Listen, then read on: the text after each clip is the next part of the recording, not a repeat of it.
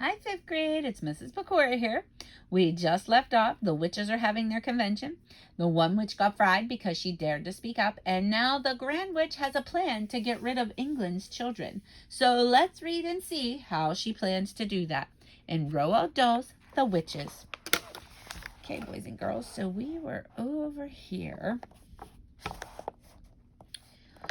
So now, barked the Grand High Witch, so now I'm having a plan. I'm having a giganticus plan for getting rid of every single child in the whole of England.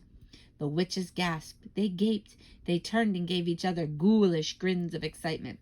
Yes, thundered the Grand High Witch. We shall fish them and swap them, and we shall make them disappear. Every single smelly little brat in England will stroke. Whoopee!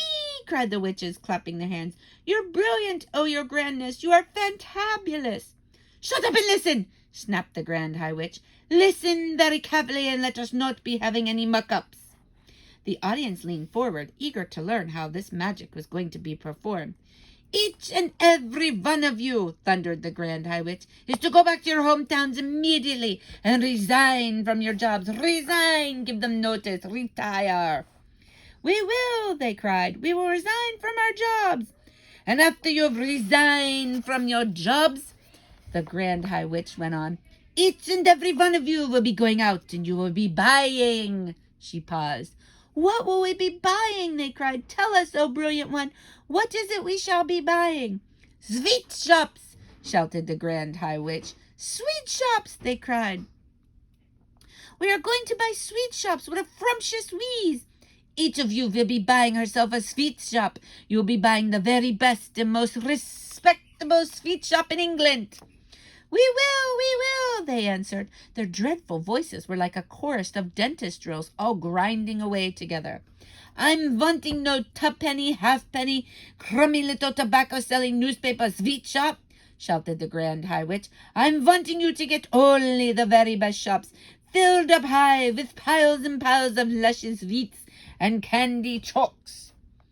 The best, they cried. We shall buy the best sweet shops in town.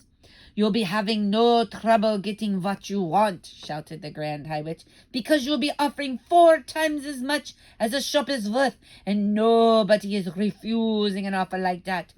Money is not a problem to us witches, as you know well. I have brought with me 6 trunks stuffed full of English banknotes, all new and crisp. All of them, she added with a fiendish leer, all of them homemade. The witches, and the audience grinned, appreciating this joke. At this point, one foolish witch got so excited at the possibilities presented by owning a sweet shop that she leapt to her feet and shouted, The children will come flocking to my shop, and I will feed them poisoned sweets and poisoned chalks and wipe them all out like weasels. The room became suddenly silent.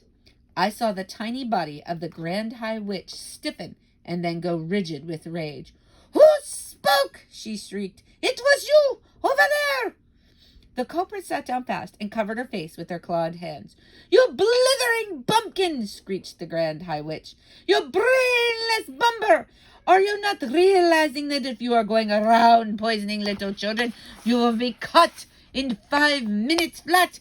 Never in my life am I hearing such a bush-walloping suggestion coming from a witch. The entire audience cowered and shook. I'm quite sure they all thought, as I did, that the terrible hot sparks were about to start flying again. Curiously enough, they didn't. If such a tom-fiddling idea is all you can be coming up with, thundered the Grand High Witch, then it is no wonder England is so swarming with rotten little children. There was another silence. The Grand High Witch glared at the witches in the audience. Do you not know, she shouted at them, that we witches are working only with magic? We know, your grandness, they all answered. Of course we know. The Grand High Witch grated her bony, gloved hands against each other and cried out, So each of you is owning a magnificent sweet shop. The next move is that each of you will be announcing in the window of your shop that on a certain day you will be having a great gala opening with free sweets and chalks to every child. That'll bring them in, the greedy little brutes, cried the audience. They'll be fighting to get through the doors. Next, continued the Grand High Witch, you will prepare yourself for this great gala opening by filling every chalk and every street in your shop with my very latest and greatest magic formula. This is known as Formula 86 Delayed Action Mouse Maker. Delayed Action Mouse Maker, they chanted. She's done it again. Her grandness has concocted yet another one of her wondrous magic child killers. How do we make it, oh brilliant one? Exercise patience, answered the Grand High Witch. First, I'm explaining to you how my Formula 86 Delayed Action Mouse Maker is working. Listen carefully. We're listening, cried the audience, who were now jumping up and down in their chairs with excitement. Delayed Action Mouse Maker is the green liquid, explained the Grand High Witch, and one droplet in each chocolate sweet will be quite enough. So here is what happens. Child eats chalk which has in it Delayed Action Mouse Maker liquid. Child goes home feeling fine. Child goes to bed still feeling fine. Child wakes up in the morning still okay. Child goes to the school feeling fine. Formula, you understand, delayed action is not working yet. We understand, oh brainy one, cried the audience, but when does it start to work? It's starting to work at exactly 9 o'clock when the child is arriving at school, shouted the Grand High Witch triumphantly. Child arrives at school. Delayed Action Mouse Maker immediately starts to work. Child starts to shrink. Child starting to grow fur. Child is starting to grow tail. All is happening in precisely 26 seconds.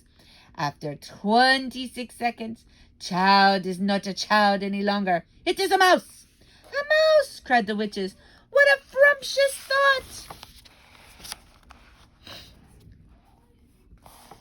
Classrooms will be swarming with mice, shouted the Grand High Witch. Chaos and pandemonium will be reigning in every school in England. Teachers will be hopping up and down. Women teachers will be standing on desk and holding their skirts and yelling, help, help, help. They will, cried the audience. And what, shouted the Grand High Witch, is happening next in every school? Tell us, they cried. Tell us, oh brainy one. The Grand High Witch stretched her stringy neck forward and grinned at the audience, showing 2 rows of pointed teeth, slightly blue. She raised her voice louder than ever and shouted, Mousetraps is coming out! Mousetraps, cried the witches. And cheese, shouted the Grand High Witch.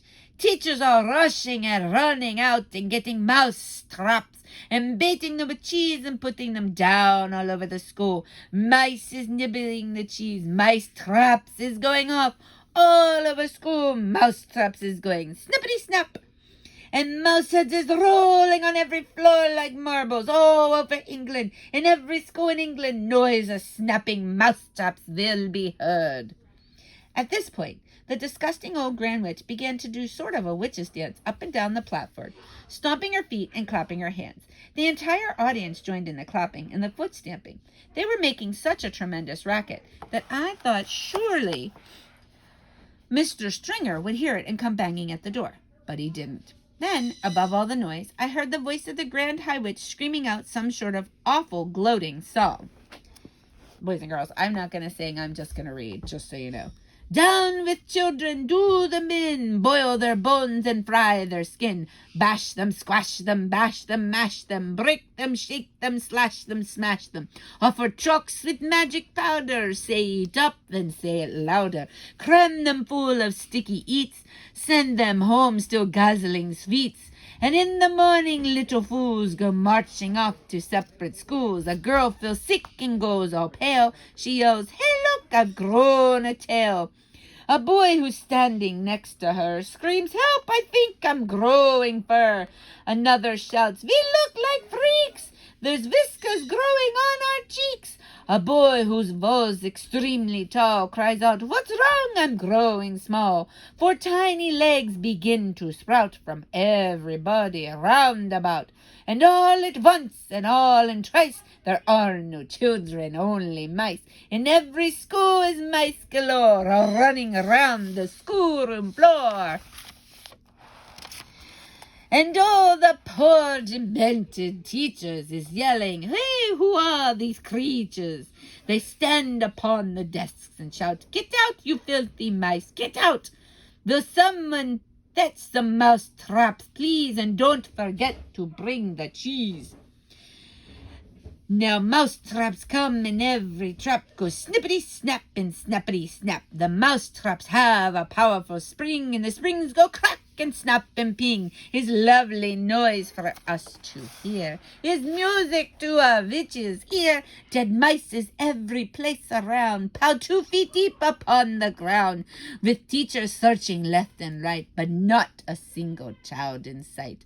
The teachers cry, "What's going on? Oh, where have all the children gone? It's 9:30, and as a rule, they're never late as this for school."